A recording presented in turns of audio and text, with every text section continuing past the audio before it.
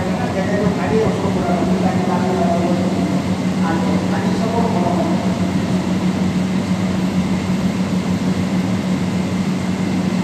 إن الحمد لله نحمده ونستعينه ونستغفره ونعوذ بالله من شرور أنفسنا ومن سيئات أعمالنا من يهده الله فلا مضل له ومن يضلل فلا هادي له وأشهد أن لا إله إلا الله وحده لا شريك له وأشهد أن محمدا عبده ورسوله أما بعد فإن خير الحديث كتاب الله وخير الهدي هدي محمد صلى الله عليه وسلم وشر الأمور محدثاتها وكل محدثة بدعة وكل بدعة ضلالة وكل ضلالة في النار. وأعوذ بالله من الشيطان الرجيم. بسم الله الرحمن الرحيم. رب اشرح لي صدري ويسر لي أمري واحلل عقدة من لساني يفقهوا قولي. قال الله تعالى في موضع آخر. بسم الله الرحمن الرحيم. إنا أنزلناه في ليلة القدر وما أدراك ما ليلة القدر. ليلة القدر خير من ألف شهر. تنزل الملائكة والروح فيها بإذن ربهم من كل أمر سلام هي حتى مطلع الفجر. برادران اسلام، آج میں نے سنا میری اور میری بھائیوں، بزرگوں اور دوستوں اور پردہ نشین اسلامی ماں اور بہنوں اور عزیز بچوں، رمضان مبارک کا آخری عشرہ چل رہا. الحمدللہ ہم نے ابھی 27ویں رات کی شب معراج کی.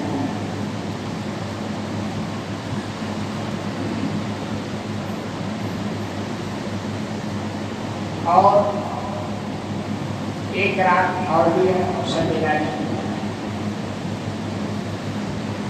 اس سے پہلے بھی ہم نے آپ کے سامنے یہ بات رکھنے کی کوشش کی ہے. یہ آخری عشرہ یہ بہت اہمیت کا حامل ہے.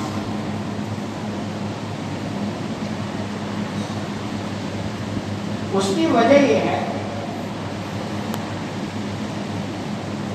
اس عشرے میں ایک ایسے رات کی طرف اشارہ کیا گیا جس کے مقابل میں کوئی اور رات نہیں. یہ جو آپ شب بیداری، یہ اعتکاف، اس سارے کا مقصد یہ ہے کہ بندہ اتنا متحرک ہو جائے اس رات کو پانے کے لیے کہ اس کے بدلے میں وہ بہت کچھ قربانیاں دے سکتا ہے. تو اسی کے تعلق سے کچھ باتیں اور سماعت فرمائیں اور اندازہ لگائیں کہ جو لوگ محنت کر رہے ہیں وہ کتنے خوش نصیب ہیں. اور یہ فکس ہے، جو محنت کرے گا انشاءاللہ وہ پائے گا. اور یہ بھی فکس ہے کہ بغیر محنت کی کچھ نہیں ملتا. اللہ رب العالمین کے یہاں دیکھو فیصلے اچھی نیت پر بھی ہو جاتے ہیں.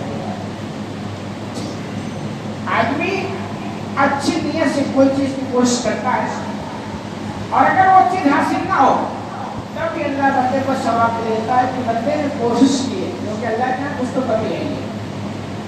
تو جو کوشش کر رہے ہیں وہ یہ دیکھیں کہ وہ کتنے خوش نصیب ہیں. اور جو ایسے ہیں جیسے پہلے تھے، رمضان سے پہلے تھے، آخری عشرے سے پہلے تھے، کوئی فرق نہیں پڑتا. ان کے اندر تھوڑا احساس ہو کہ ہم حقیقت میں کتنے بد نصیب ہیں جو اتنی اہم رات کی تلاش کے لیے ہمارے زندگی میں کوئی حل نہیں. اللہ سبحانہ و تعالیٰ نے اس رات کے تعلق سے مستقل اپنے کتاب حکیم کے اندر ایک سورج نازل بنا دی. آپ سنتے رہتے پڑھتے رہتے کہ ہم نے اس کو قدر کی رات میں نازل کیا. قرآن کا نزول جس رات میں ہو اس کو اللہ نے قدر بنا دیا. وما ادراک ما لیلۃ القدر. اب تمہیں کیا پتا یہ قدر کیا ہے؟ بغیر نبی کو خطاب کہ آپ کو بھی اس کی اہمیت کا کما کہوں پتا نہیں ہے. جبکہ نبی کو تقریباً یقین تو انتہا ہوتی ہے نا، لیکن ایک انسانی فطرت ہے. ایک چیز آدمی جو سنتا ہے اس میں اتنا یقین نہیں ہوتا ہے جتنا دیکھ کر یقین ہوتا ہے. آپ صلی اللہ علیہ وسلم کے تعلق سے آپ سنتے ہیں کہ آپ صلی اللہ علیہ وسلم کی ایک لائف ہے جو معراج سے پہلے اور ایک زندگی ہے جو معراج کے بعد. معراج کے بعد آپ کی زندگی کی پوری مطلب حالت بدل چکی. ایک مرتبہ آپ نے صحابہ کو ایسے ہنستے ہوئے دیکھا اور کہا کہ لوگوں جو میں نے دیکھا، سننے کی بات نہیں کیا، جو میں نے دیکھا اگر تم اسے دیکھ لیتے تو کم ہنستے اور زیادہ روتے. حالانکہ سنے تھے لیکن دیکھنے کے بعد یقین ہوتا وہ یقین ہوتا. اور اسی کو اللہ نے کہا ثم لترونها عین الیقین. قیامت کے تعلق سے، جنت کے تعلق سے، آخرت کے تعلق سے کہ تم ضرور یقین کے آنکھ سے دیکھو گے. یعنی جس دن آنکھ سے دیکھو گے نا اس دن کوئی سوال نہیں ہوگا. تو چونکہ کل دیکھا تو نہیں نا، اس کے اندر جو محنت کرنے والے کا انعام ملنے والا کسی کو تجربہ تو نہیں ہے نا. یہ سنی ہوئی بات. تو سن کر کسی چیز کی حقیقت کو جیسا پہنچنا چاہیے ویسے نہیں پہنچ سکتا. تو اللہ نے کہا آپ کو بھی اس کا حقیقت کا پتہ نہیں. لیلۃ القدر خیر من الف شہر. پھر اللہ نے اشارہ کیا تھوڑا سا سمجھو، اتنی اہم رات ہوتی ہے جو 1000 مہینوں سے بہتر ہے. ایک بندہ اس رات میں محنت کر لے، اس کے مقابل میں اگر وہ 1000 رات پہ جاگ لے اور محنت کرتا رہے تو بھی اس ایک رات کا مقابلہ نہیں کر سکتا. 1000 رات کا مطلب تقریباً 83 سال 4 مہینے لگتے ہیں. شاید کہ کسی کو زندگی ملے. آپ نے ایک رات بیداری کر لی تو گویا 83 سال 4 مہینہ اگر آپ کو زندگی مل جائے اور اس میں محنت کرتے رہیں تو بھی اس نے ایک رات کا مقابلہ نہیں کر سکتے. اب آپ دیکھیں جو محنت کریں وہ کتنے خوش دل ہے، کتنی بڑی کامیابی حاصل کرنے کے لیے وہ کوشش کر رہے ہیں. اور ایک بندہ اگر 60 سال جیا ہے اور اس میں اس نے 40 سال شب لاری کرنی ہے، یعنی رمضان کے آخری حصے میں، تو الحمدللہ وہ پہنچ جائے گا اس رات. اتنا مشکل نہیں، جتنی اہم ہے نا اتنا مشکل اس کو نہیں بنایا گیا. اس کے مقام، اس کی قدر و قیمت کے مقابلے میں بالکل آسان اللہ نے بنا دیا. یہ الگ بات ہے کہ ہم انسانوں کے بھیجے میں ایسی باتیں سمجھ میں آتی. تو اللہ نے کہا یہ 1000 مہینے سے بتا. پھر اللہ نے کہا اور اگر سمجھنا چاہو تو آپ دیکھو تنزل الملائکۃ والروح فیہا بإذن ربہم من کل امر سلام. یہ آپ کا مطلب ہے یہ ایسی رات ہوتی ہے کہ اس میں فرشتے، پھر آگے لگا جبریل امین بھی آسمان چھوڑ کر کے چلے آتے ہیں اور ہر معاملے کا فیصلہ ان کے یہاں ہوگا. اور طلوع فجر تک یہ سلامتی سلامتی کہتے ہیں کہ اتنا اہم معاملہ تھا نا، فلاں بھی آئے، فلاں بھی آئے اور فلاں بھی آئے. اتنی عام رات ہوتی ہے کہ فرشتوں کا تانتا بن جاتا ہے، لمبی قطاریں ہو جاتی ہے. یہاں تک کہ جبریل جیسے عظیم فرشتے بھی آسمان چھوڑ کر زمین پر چلے جاتے. اور ہم ذرا بستر سے نہیں چھوڑ دیں، یہ رات ہمارے لیے ہے، تھوڑی سی قربانی ملے گا۔ ایک روایت ہے اور صحیح روایت ہے، شیخ البانی نے اس کو صحیح کہا، ان الملائکۃ تلک اللیلۃ فی الارض اکثر من عدد الحساب، فرشتوں کی جو تعداد نازل ہوتی ہے اس رات زمین پر، زمین پر جو کنکری ہے، کنکری، ان کنکریوں سے بھی زیادہ ان کی تعداد ہوتی ہے اس رات میں۔ کنکری گر سکتے ہیں آپ، اس لیے فرشتوں کی صحیح تعداد اللہ کے علاوہ کسی کو پتہ بھی نہیں ہے، لیکن اس رات کا معاملہ یہ ہوتا ہے اتنی بڑی تعداد، اتنی ہم رات ہوتی ہے نا، اور اس کے ہاتھ اتنی عظیم رات، اور ہم آسمان پہ رہے، وہ چلے ہوتے ہیں بیچارے زمین پر، اور اتنی بڑی تعداد ہوتی ہے کہ زمین پر کنکریاں اس کے مقابلے میں کھیل ہو جاتی ہیں۔ اب دیکھیں جو لوگ محنت کرتے ہیں کتنے خوش نصیب ہیں، اگر پا گئے حقیقت میں اس بڑی نعمت کے مقابلے میں کوئی اور نعمت نہیں، اور اس رات آپ اتنی محنت کر لیے کہ آپ کو مغفرت کی سرٹیفکیٹ مل گئی، اس سے بڑھ کے کامیابی کچھ نہیں ہے، یہ بہت بڑی کامیابی ہے۔ اور دوسری حدیث ہے جو انس بن مالک رضی اللہ عنہ حدیث براوی ابن ماجہ کے حوالے سے، آپ صلی اللہ علیہ وسلم کے تعلق سے آتا ہے، کیا فرماتے ہیں، ان ھذا الشہر قد حضرکم، کہ جب رمضان کا مہینہ آتا تو آپ لوگوں کو ابھارتے فرماتے کہ لوگوں ایسا مہینہ تمہارے پاس آ گیا ہے، فی لیلۃ خیر من الف شہر، اس مہینے میں ایک رات ہے 2000 مہینے سے بہتر، من حرمها فقد حرم الخیر کلہ، اس رات سے جو محروم رہ گیا، لا یحرم خیر الا محروم، اس رات سے جو محروم رہ گیا تو گویا ہر طرح کی بھلائی سے وہ محروم رہ گیا، الخیر کلہ، ہر طرح کی بھلائی سے محروم رہ گیا۔ اور آگے جو ہے بڑا خطرناک جملہ ہے، وَلَا يُحْرَمُ خَيْرُ إِلَّا مَحْرُومٌ، بد نصیب کے علاوہ اور کوئی محروم نہیں رکھ سکتا اس رات سے، یعنی جو اس رات کو نہ پا سکے نا، حقیقت میں اس کے بد نصیبی میں کوئی شبہ نہیں ہے۔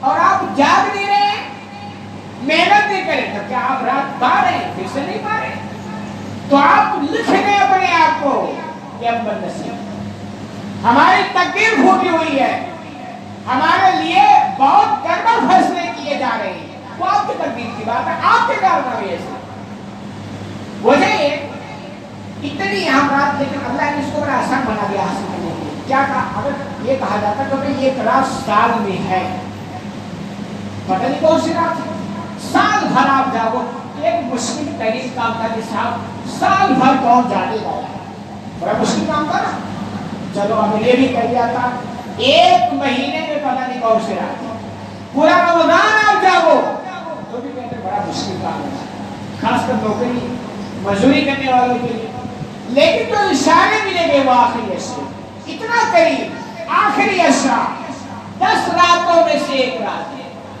کیا مشکل ہے؟ اور اس سے بھی آگے آخری اشرے کے تاک رات، اتنا اشارہ کر دیا، پھر بھی اتنی عام رات، اور ہم حاصل نہ کر سکتے تو بات نصیبی ہے نا۔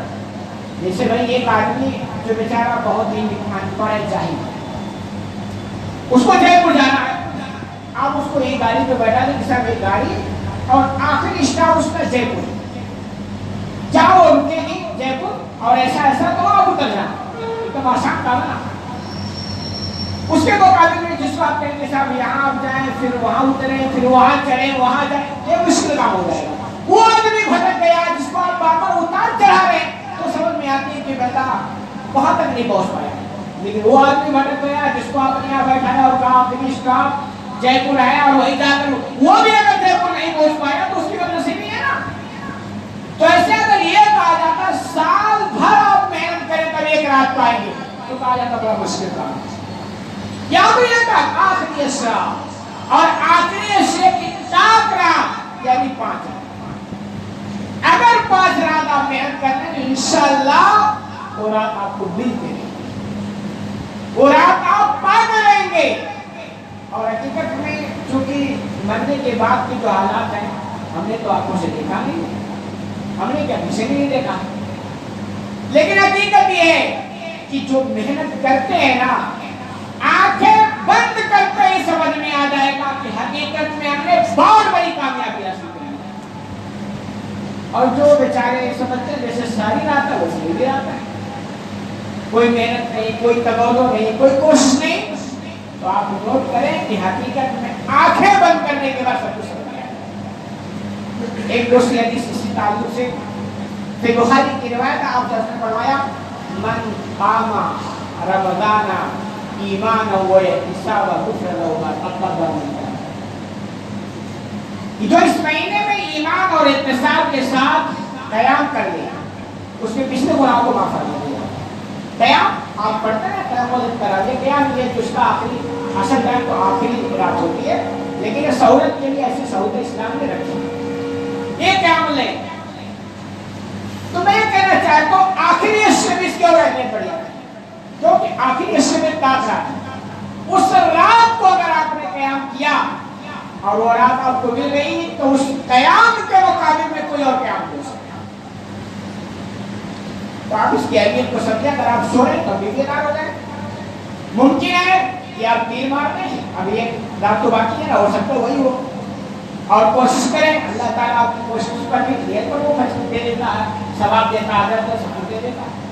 تو آپ اس آخری عاشق کی اہمیت کو سمجھیں, اس میں سستی بالکل نہ کریں. یہی وجہ ہے صحیح بخاری کی روایت آپ عائشہ رضی اللہ عنہا فرماتے ہیں آپ کیا کرتے ہیں, تحروا لیلۃ القدر فی العشر الاواخر من رمضان, کہ لوگوں آخری حصے میں لیلۃ القدر کو تلاش کرو.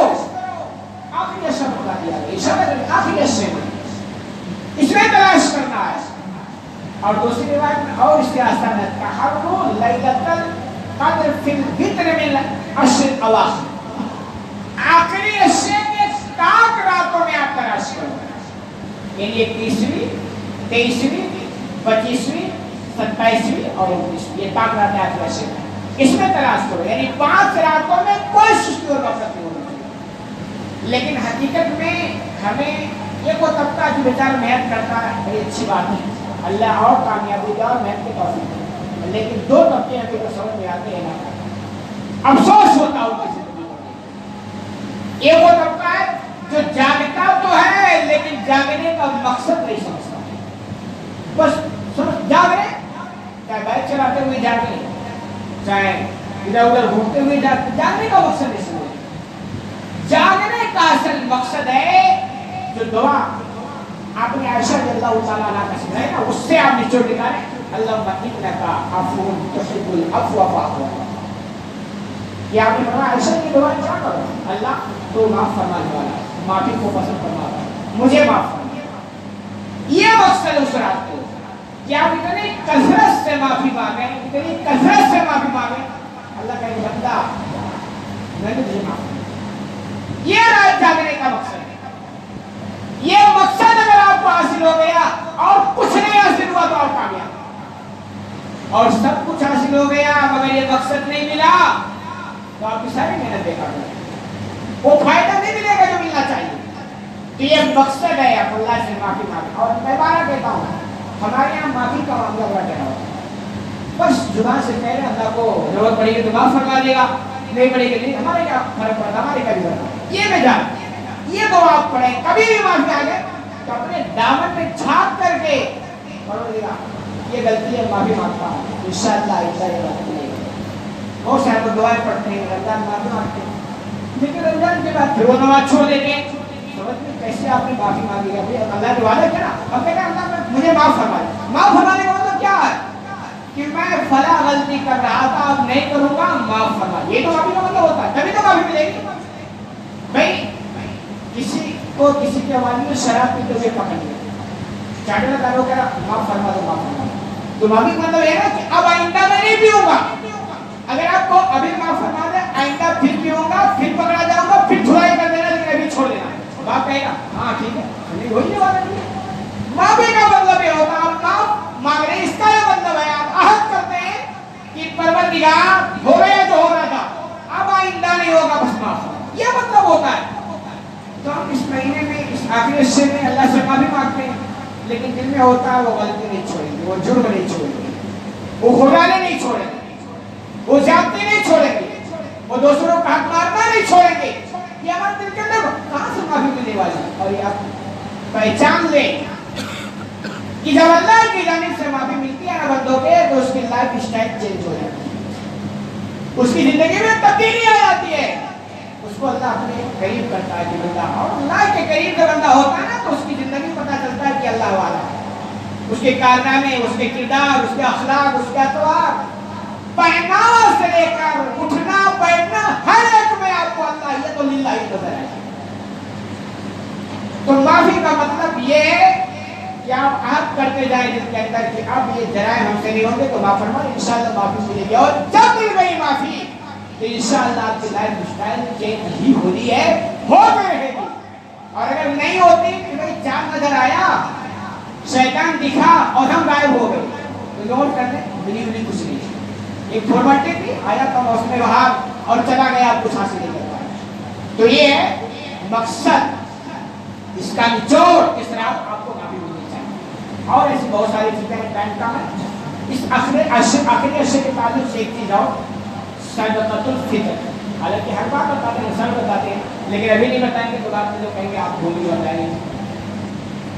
تو دیکھیں صدقۃ الفطر، جس کو زکوٰۃ الفطر عربی کے الفاظ میں جانا جاتا ہے، یہ کمپلسری علیہ لکھا کہ جس ٹائم وہ فطرہ نکال رہا ہے اور اگلے ٹائم یعنی اس کے شام صبح میں نکالا اور شام کا انتظام ہے کھانے کا، تو پھر اس کو نکالنا ہی نکالنا۔ ہاں اگر اس کے ابھی بھی انتظام نہیں شام کا تو پھر وہ الگ ہو جائے۔ خلاصہ کرم ہر ایک کو فطرہ نکالنا ہی نکالنا، چاہے چھوٹا ہو، چاہے بوڑھا ہو، چاہے جوان ہو، مرد ہو، عورت، ہر ایک کو نکالنا جو دنیا کے اندر جی رہے۔ ہاں پیٹ کے اندر جو ہے اس کا نہیں، جانوروں کا نہیں۔ کبھی لوگ سوال کرتے ہیں ہمارے پاس 4 بکریاں کہ ان کا بھی فطر نکالنا ہے، تو بکریوں اور بکروں کا فطر نکالنا ہے، انسانوں پر ہے، تو اس کو نکالنا ہی نکالنا ہے۔ حکمت کیا ہے؟ آپ صلی اللہ علیہ وسلم کی حدیث ہے، فرض زکوٰۃ الفطر دورۃ للصائم من اللغو والرفث وتحمۃ للمساکین۔ اس کی جو بتائی گئی تو جو حکمت ہے، یہ تو ہے کہ روزے داروں سے اگر روزے کی حالت میں کچھ لغو ہو گیا، چھوٹے موٹے غلطیاں ہو گئی نا، تو آخر میں جب اس طرح نکالے گا تو اس سے اس کی ان غلطیوں کو نکال دیا۔ ہوتا کیا ہے، اللہ یہ چاہتا ہے اتنا عظیم مہینہ دیا کہ میرا بندہ اس مہینے میں ایک دم صاف پاک ہو جائے، اور کوشش کرے نا صاف پاک ہونے کی، یہی چاہیے۔ لیکن چونکہ انسانی فطرت ہے بھائی، کچھ ایسی چیزیں ہیں نہ چاہتے ہوئے بندہ کر بیٹھتا ہے، انسانی کمزوری ہے، تو اللہ کی مہربانی اللہ بندوں کے ساتھ پھر اس کے لیے ایک راستہ الگ سے دے دیتا ہے۔ پہلی فرصت میں تم غلطی نہ کرو، ڈنڈی مت مارو، سستی مت کرو، یہ پوری کوشش ہونی چاہیے۔ لیکن پھر بھی انسانی تقاضا اگر ہو جائے اس کا حل دے دیا۔ اب آگے کسی کے صدقۃ الفطر کا جو ٹائم ہے نا نبی صلی اللہ علیہ وسلم سے، وہ یہ کہ چاند دیکھنے کے بعد نکالتے ہیں، ایک دم آخری ٹائم ہو گیا نا کہ بھائی ابھی تک چھوٹے موٹے کچھ ہو گئے نا تو اب یہاں سے وہ ڈیلیٹ ہو جائے گی۔ نکالتے کب تھے؟ چاند دیکھنے کے بعد، اور کب تک؟ عیدگاہ جانے سے پہلے پہلے، اس کا اثر ٹائم۔ اور چونکہ اس دور میں حالات بھی ایسے تھے، بیچارے کے یہاں فاتح ہوتے تھے، کھانے نہیں ہوتے تھے، تو ان کے یہاں جو سامان نکلتا نا وہی کھانا بن جایا کرتا تھا۔ جتنا آخری ٹائم پہ نکالتے تھے ان کے گھر میں انتظام ہو جایا۔ یہ صحابہ سے ثابت ہے، 1-2 دن پہلے بھی نکالتے تھے حالات کے حساب سے۔ تو خلاصہ کریں گے اس کا جو مقصد وہی ہے کہ ہم جو روزہ رکھتے ہیں اس روزے میں کے دوران اگر کچھ چھوٹا موٹا ہو گیا تو یہ دوسرا تو مطلب للمساکین، مسکینوں کے کھانے کا انتظام اس دن ہونا چاہیے۔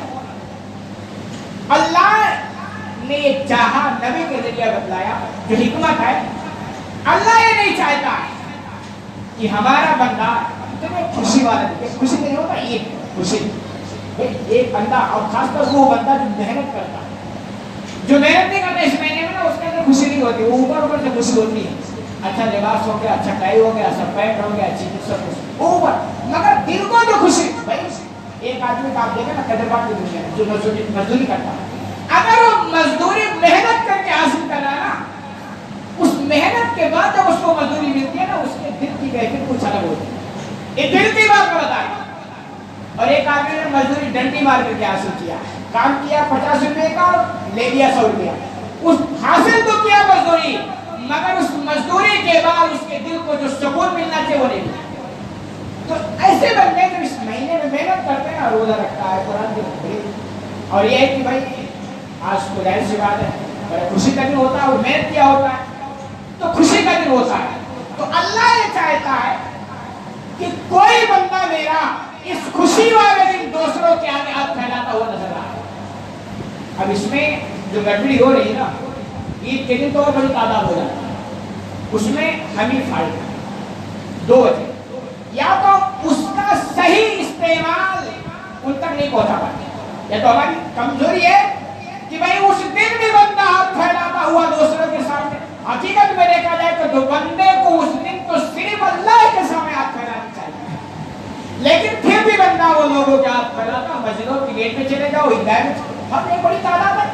یا تو ہم کو دل میں کہ صدقے فطر کا صحیح استعمال نہیں ہو پا رہا ہے اور وہ ہاتھ پھیلاتے ہیں, یا تو اللہ کے بندے مجھے معاف کیجیے گا یہ پیشہ ور لوگ اور اس بات میں زیادہ تر. اور یہ پیشہ ور ہوئے کیسے؟ ہم نے بنایا ہے. پیشہ ور کو کس نے بنایا؟ ہم نے بنایا. ہم نے بنایا. ہم تو دیکھتے نہیں, کوئی بھی مل گیا لگتا ہے یہ اللہ والا ہے, اور دنیا کا سب سے پریشان قسم کا انسان یہی ہم کو نظر آتا ہے تو ہم چھپر پھاڑ کے اس کو دے دیں. یہ تو خرچ کرنے پر خوب ثواب ہے, لیکن یہ تو نہیں کہا کہ اچھا ہوا خرچ کرو. یہ ہماری یہاں بہت بڑی کمزوری ہے. تو جو حکمت ہے کہ وہ اب تو ایسے حالات نہیں بگڑے کسی کے یہاں فاقہ ہو, لیکن پھر بھی ہم تلاش کریں ایسے لوگوں کو جن کے یہاں مسائل ہو اور اس فطرے کا استعمال عید کے لیے ہو جائے. ایک چیز. دوسری چیز نکالنا کتنا ہے تو دیکھیے عربی میں ایک لفظ آتا صاف, ایک پیمانہ ہے, انٹرنیشنل پیمانہ ہے. ایک وزن ہوتا ہے, ایک وزن نہیں, ایک ناپ جو ہوتا ہے نا, تو کبھی کیا ہوتا ہے جو ناپ کا پیمانہ ہوتا ہے نا وہ جنس چینج ہونے سے وزن میں فرق پڑ جاتا ہے. ویسے جو ناپ کا پیمانہ اس میں آپ جو ڈالو گے تو اس کا وزن الگ بن جائے گا, چاول ڈال کے اس میں ناپ کرو تو اس کا وزن الگ بن جائے گا. اسی لیے صاف کے وزن میں اختلاف بھی رہا ہے. لیکن ہوتا کیا, ایک مڈ وہاں چلتا تھا, یہ ہاتھ کا ایسے دونوں اٹھا کر بڑھتے, 4 مڈ کا ایک صاف بنتا تھا, تو وزن میں ڈفرنٹ ہوا. لیکن آج نے اس کا جو خلاصہ کیا وہ تقریباً 2.5 کلو غلہ ہوتا ہے.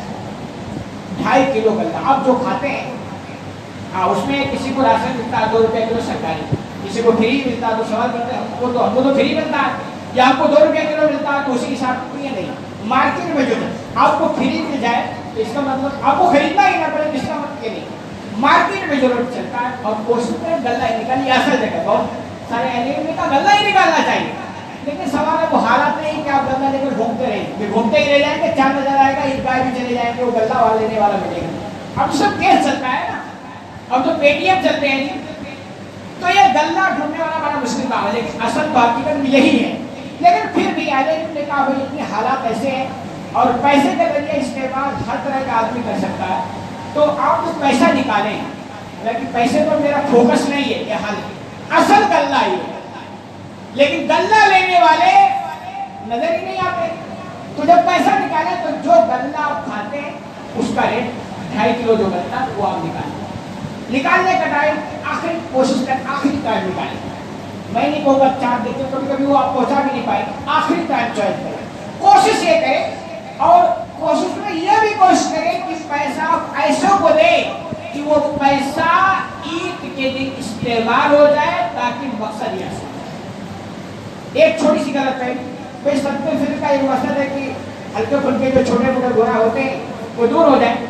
تو بھائی بچوں کا بھی تو ہے نا, بچوں سے کون سا گناہ ہے. اس میں دوسرا حکمت جو ہے نا وہ یہ ہے کہ مسکینوں کا کھانے کا انتظام, جب چھوٹے بڑے سب کا نکالا جائے گا تو بڑی تعداد نکلے گا, ایک بھاری رقم نکلے گا, بھاری غلہ نکلے گا, تو مسکینوں کا اچھا انتظام ہو جائے گا.